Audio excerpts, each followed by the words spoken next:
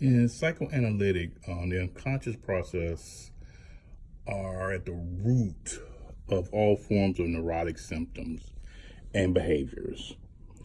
This perspective is based on uncovering the meaning of symptoms that causes the behavior and repressed materials that interfere with healthy functioning. Um, the intellectual insight alone does not resolve the symptom. And psychoanalytic, the client needs to cling to old patterns. Repetition must be confronted by working through transference distortions.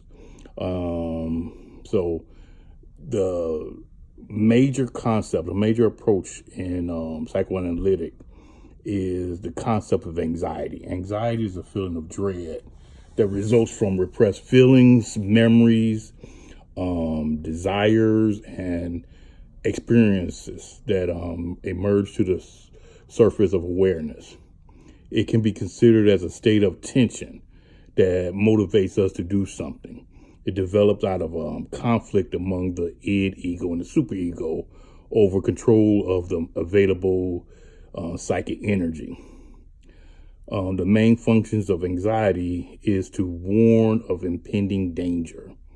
Okay, and there are like three kinds of anxiety that the psychoanalytic counselor would talk about. But what I'm going to talk about is the reality anxiety, neurotic anxiety, and the moral anxiety. Reality anxiety is the fear of danger from the external world, and the level of anxiety is usually to the degree of the real threat. So the more the person feels that the threat is big and there, the more that they will have as far as like the reality anxiety will be worse. Neurotic and moral anxieties are evoked by threats to the balance of power because it's about balance. Balance of power within the person.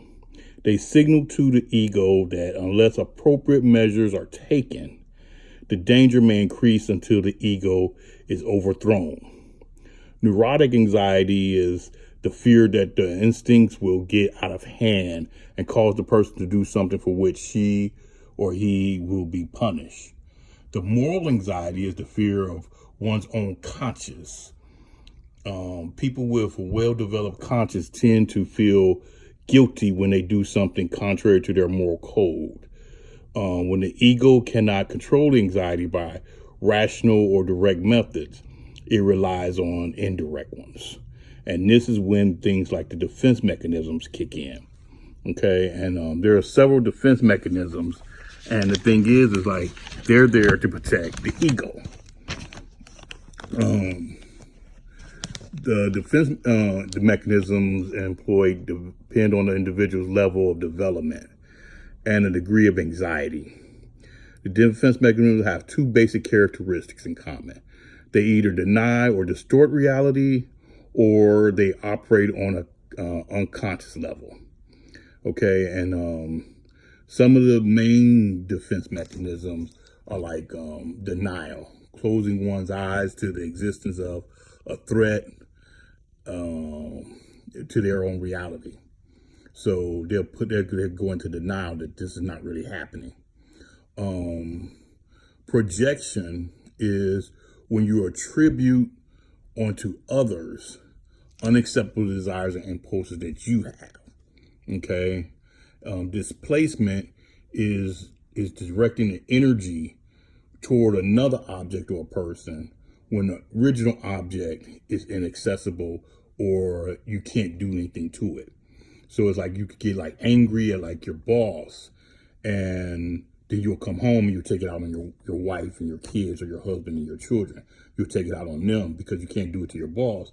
So it's like you're already feeling upset. So it's like something else, you comes and you displace that anger. Rationalization, manufacturing a good reason to explain away a bruised ego. To where it's like, say, for example, if I was to go up to a beautiful young lady and ask her out, and she says, she's not interested, I'll walk away saying, well, she wasn't really that good anyway. I didn't really want her. I was just doing her a favor. That'd be rationalization. Sublimation is when you have sexual aggressive energy and you divert it into other channels. So it's like that sexual aggressive energy in UFC. That's, you know what I'm saying, that is sublimation, because in the UFC ring, in mixed martial arts, it's acceptable to do this. However, just, you know, doing that to everyday people on the street, you'll be arrested. So that's sublimation. Let me see. Reaction formation is expressing the opposite impulse when confronted with a threatening impulse. So it's like when I like to say the whole concept of racism is kind of like a reaction formation, when they'll say that dark skin is and black people and dark skinned people are ugly, but then they'll turn around and they say the standard of beauty is tall, dark, and handsome, and they're describing themselves. Or that they'll go out and get somebody like say, "Oh, you're so dark, you ugly, oh, you're so dark," and then they'll go out and get a tan. That's reaction formation. So what they have, they'll equate it to being good and beautiful, but what you have or the other person have, they'll equate it to being bad, because that bruises their ego. Those are some of the key ego defense mechanisms.